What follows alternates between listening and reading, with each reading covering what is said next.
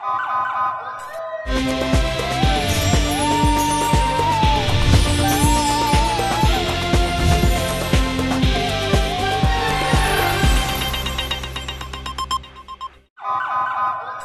पहले नजर डालते हैं अब तक की बुलेटिन। पंजाब के अहकामात पर पुलिस मुलाजमीन की तरक्कियों का अमल तेजी से जारी।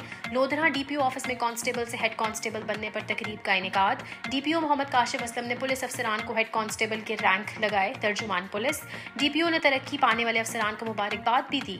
11 कांस्टेबल्स को हेड कांस्टेबल के ओहदे पर तरक्की दी गई। तरक्की अगले ओहदे की जिम्मेदारियों को बढ़ा देती है। डीपीओ मोहम्मद काशिफ असलम लोधरा ओहदे से मोहब्बत के बजाय रैंक को खिदमत का जरिया समझने वाले ही कामयाब अफसर होते हैं। डीपीओ हकीकी मानों में अवाम की खिदमत करके महकमा की नेक नामी का बायस बने। डीपीओ काशिफ असलम।